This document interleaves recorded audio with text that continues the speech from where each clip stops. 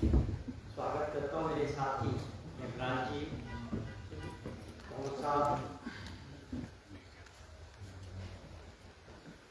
चुनाव के दौरान आप लोगों से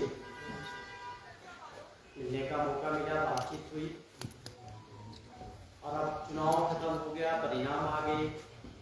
उसके बाद ये जरूरी था जब आप लोगों का भी, मीडिया ने भी इन चुनाव में शिमला की बात करें या पूरे प्रदेश की बात करें, मुझे मौका मिला धर्मशाला में, हमीरपुर में या देरा में आपके साथियों से बातचीत करने का। सबके सहयोग से और प्रदेश की जनता, खासतौर पे हिमाचल प्रदेश के जो मतदाता हैं इन क्षेत्रों में जहां पर ये बाई इलेक्शन था, हम कांग्रेस पार्टी की तरफ से उन सभी मतदाताओं का, आप सबका धन्यवाद करते हैं कि आप लोगों ने बहुत सहयोग किया।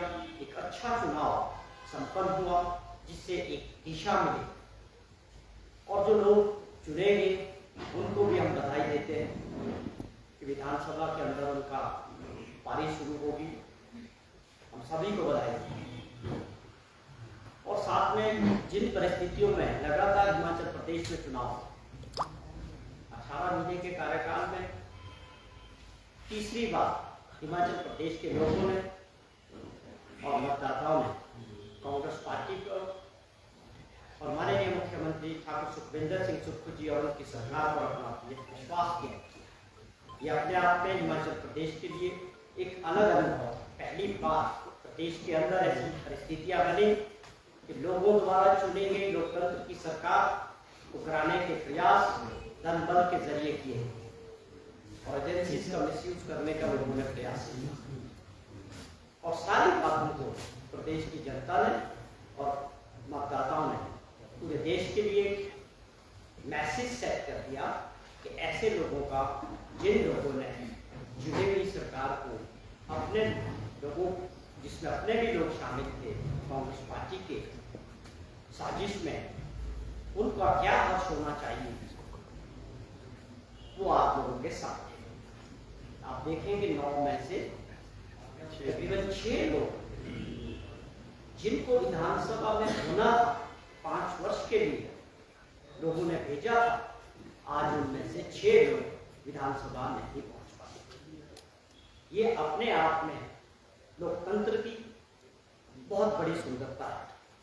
कई बार हम इन चीजों को भूल जाते हैं कि असली ताकत लोकतंत्र में वोट के जरिए जनता के हाथ में है। जिन जनता, जिन मतदाताओं ने 18 महीने पहले आपको विधानसभा का पास दिया था, उन्हीं ने आज वो पास आपसे वापस छीना। तो आप देखिए कि लोकतंत्र की असली सुंदरता क्या है। कई बार कुछ लोग अहम में और अहंकार में इस बात को भूल जाते हैं कि लोकतंत्र क्या है। हिमाचल प्रदेश के मतदाताओं ने लोकतंत्र को मजबूत किया, इसके लिए बधाई के पात्र हैं। सवाल ये है कि प्रयास हुआ, प्रयास फेल हो गया, जनता की अदालत में गया, जनता का फैसला। निश्चित तौर पे जहां भी हम गए लोगों में एक भावना थी ये गलत है, ऐसा नहीं होना चाहिए था।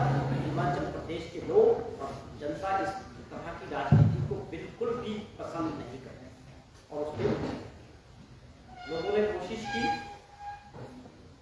बार-बार तारीखें तय की। ये सरकार 4 तारीख के बाद पहले राउंड में, दूसरे राउंड में फिर कहा कि सरकार गिरेगी, नहीं चलेगी। बड़ी परेशानी इस बात की थी कि ऐसा क्यों? क्या आप लोग लोकतंत्र के जरिए पहले नहीं रहे मुख्यमंत्री? आपकी सरकार नहीं रही? क्या कारण? वो भी लोकतंत्र था और हिमाचल प्रदेश की परंपरा रही कि जो लोग, जनता जिनको आदेश देती है वो सत्ता संभालते हैं और जिनको विपक्ष में बैठने का आदेश होता है वो बड़े सहजता के साथ उस बात को स्वीकार करते हैं कि जनता का आदेश है, हम स्वीकार। ये लोकतंत्र की सुंदरता है और हिमाचल प्रदेश इसके लिए जाना जाता है। जो कुछ हुआ मैं समझता हूँ ये अध्याय नहीं खत्म होना चाहिए। जो हमारे प्रदेश की अच्छी सोच है पूरे देश के अंदर, उसको हम मिलजुल के, चाहे हम विपक्ष में हैं चाहे सत्ता पक्ष में है, उसको द्वारा कायम रखें और इन चीजों से फ्यूचर के लिए बचें। जो लोगों का मैंडेट है कि हम अभी 3.5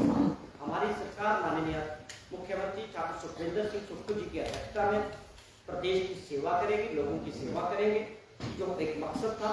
और मुझे लगता है कि प्रदेश के लोगों में भी यही बात देखी गई कि लोग अभी चाहते हैं कि मुख्यमंत्री जी को समय मिलना चाहिए, उनको कुछ काम करने का जज्बा है, वो आम आदमी के लिए, लोगों के लिए, हर वर्ग के लिए, चाहे वो किसान है, बागबान है, चाहे सरकारी कर्मचारी है, चाहे युवा साथी है बेरोजगार, सबके लिए कुछ न कुछ करने की मंशा थी। लेकिन जिन परिस्थितियों में लगातार 18 महीने के कार्यकाल में हमको 3 आपदा से गुजरना पड़ा, लेकिन सबके आशीर्वाद से, आप लोगों के सहयोग से, चाहे वो आर्थिक आपदा थी, चाहे उसके बाद प्राकृतिक आपदा थी, चाहे राजनीतिक आपदा थी, तीनों आपदा को हमारी सरकार ने आप जनता के सहयोग से और आशीर्वाद से आज पास किया है।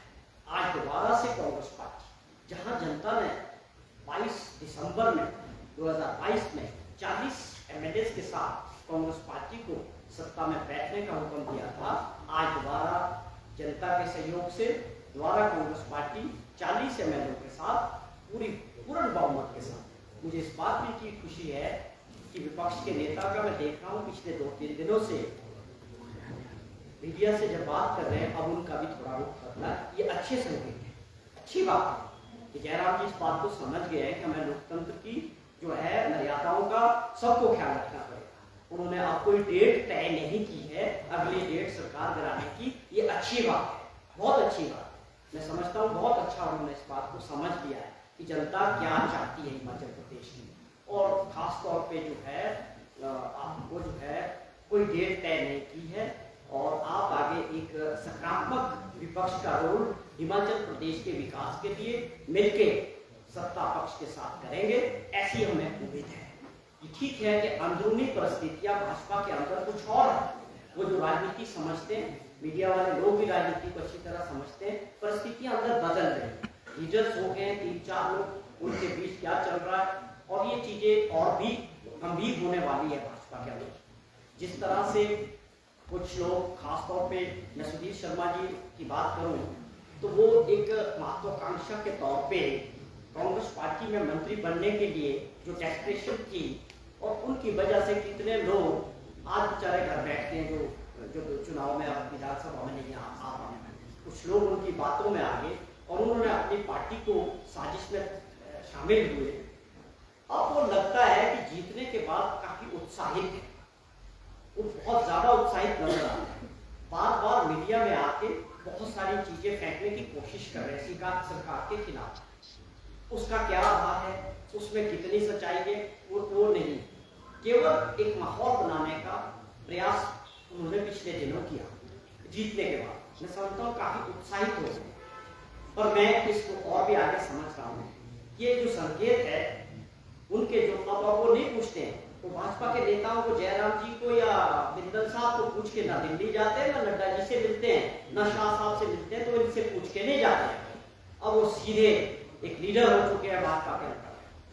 मैं एक संकेत दे रहा हूँ, अगर वो समझदार होंगे तो समझ जाएंगे कि उनकी मंशा जो कांग्रेस पार्टी में पूरे जीवन भर रहे, उनके पिता ने कांग्रेस पार्टी को कहां से पूरा अपना संघर्ष जो है कांग्रेस के साथ लगाया, कांग्रेस के साथ किया, उसके बाद जो व्यक्ति कांग्रेस पार्टी को छोड़ सकते हैं, तो भाजपा वालों को भी मुझे लगता है कि अपने घर को समझने की जरूरत है कि इनकी अब आगे क्या महत्वाकांक्षा होने वाली।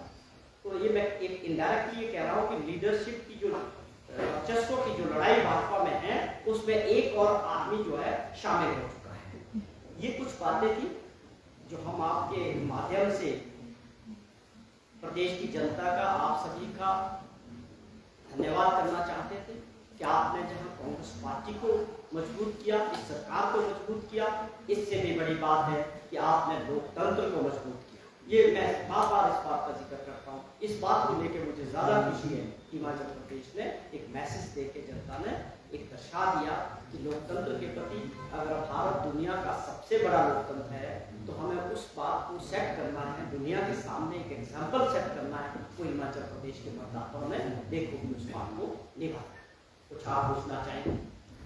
सर, मुख्यमंत्री दिल्ली में है, वो प्रधानमंत्री जी से मिले हैं, सानन प्रोजेक्ट का मामला उठाया है, बीपीएससी का भी हवाले दिया है, कितनी उम्मीद लगती है आपको? देखिए, बार बार चुनाव होने की वजह से आप सभी जानते हैं कि मॉडल कोड ऑफ कंडक्ट की वजह से बहुत समय था, तकरीबन 4 महीने का समय हमारा कोड ऑफ कंडक्ट में चला गया, जिससे प्रदेश की जो विकास है, डेवलपमेंट है या विकास के कार्य हैं, वो निश्चित तौर पे प्रभावित हुए।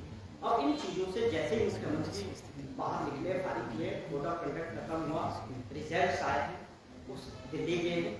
माननीय प्रधानमंत्री जी देश के तीसरी बार जब ओथ लिए तो एक उनसे भी मिलना था, एक अच्छी कॉल भी थी, लेकिन उससे ऊपर प्रदेश के हितों को लेके प्रधानमंत्री जी से मिले। कल मुलाकात माननीय मुख्यमंत्री जी की हुई और साफ तौर पे जो है प्रदेश हित से जुड़े हुए मुद्दे और आप समझे कि जो प्रदेश की आर्थिक स्थिति है उसको लेके माननीय मुख्यमंत्री जी ने प्रधानमंत्री जी के सामने सारी बातें रखी कि हमें विकास की दृष्टि से हिमाचल प्रदेश के कुछ ऐसे काम हैं, ऐसी मदद है जो होने चाहिए। वो अच्छा उनको उसके लिए प्रधानमंत्री जी से आश्वासन मिला है, बड़ा पॉजिटिव मीटिंग रही है और उनको उम्मीद है, हम सबको भी इस बात की उम्मीद है, हिमाचल प्रदेश की जो मदद है वो भारत सरकार से होनी चाहिए। उसमें कुछ ऐसे भी मुद्दे हैं जो हमारे राइट्स भी बनते हैं, तो इन चीज़ों को लेके और मंत्रालयों में भी वो लगातार मिल रहे हैं। कल भी 2 दिन सरफेस ट्रांसपोर्ट मिनिस्टर से मुलाकात हुई और बिजली मंत्री श्री मनोहर लाल खट्टर जी से भी बात हुई। उसमें भी जो उनके प्रोजेक्ट्स हैं, सोलर ऊर्जा को लेके, पावर प्रोजेक्ट्स के जो थे, उसको सारी बातों को लेके एक कंसर्न मुख्यमंत्री जी के दिमाग में है कि हमें बड़ी तेजी से प्रदेश के विकास के लिए जो संसाधन की कमी है उसके लिए हम भारत सरकार के पास, हर मंत्रालय के पास जाके कुछ योजनाओं को आगे बढ़ा सकते। ये सबसे बड़ा मुद्दा जो है इस यात्रा का। चौहान साहब, आपने कहा कि सुधीर शर्मा अब ओवरटेक कर रहे हैं हिमाचल के बीजेपी नेताओं को, तो क्या ऐसा लग रहा है कि खतरा है अब बीजेपी के नेताओं को सुधीर शर्मा? देखिए, हमने तो जो समझा अपनी राजनीतिक सूझबूझ से वो बात एक कही है। मुझसे ज़्यादा समझदार लोग और एक्सपीरियंस लोग भाजपा के अंदर बैठे हैं, वो इसको अच्छी तरह समझते होंगे। ये तो एक लग रहा है कि सुधीर शर्मा जी अपनी जीत से काफ़ी उत्साहित है, तो जिस तरह से उन्हें सरकार पे हमले करने का प्रयास कर रहे हैं उसमें कितनी वास्तविकता होती है या नहीं होती है, एक माहौल को बनाने का जो प्रयास होगा वो एक फैक्ट्स पे होना चाहिए।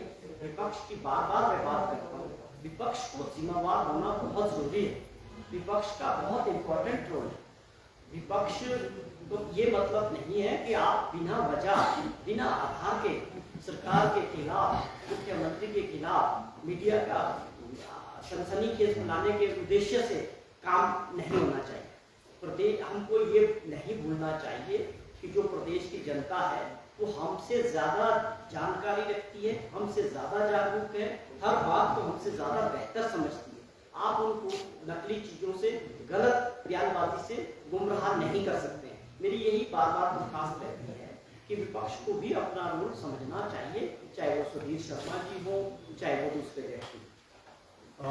मेडिकल कॉलेज नेर चौक की ज़मीन का मामला है, जो शख्स क्लेम कर रहे हैं। अब मेडिकल कॉलेज नेर चौक की ज़मीन का मामला है, जो क्लेम कर रहे हैं शख्स मीर बख्श 1000 करोड़ रुपए की मांग ये कर रहे हैं और ये कह रहे हैं कि क्लेम इतना कोर्ट की तरफ से हुआ है, लेकिन मैं सरकार के साथ बातचीत करने के लिए तैयार हूँ, वार्ता करने के लिए तैयार हूँ, लेकिन सरकार इंटरेस्ट नहीं दिखा रही है इस मामले को सॉल्व आउट करने। नहीं, जब इस सरकार के जहन में मामला है, डेफिनेटली गंभीर मामला, इस पर विचार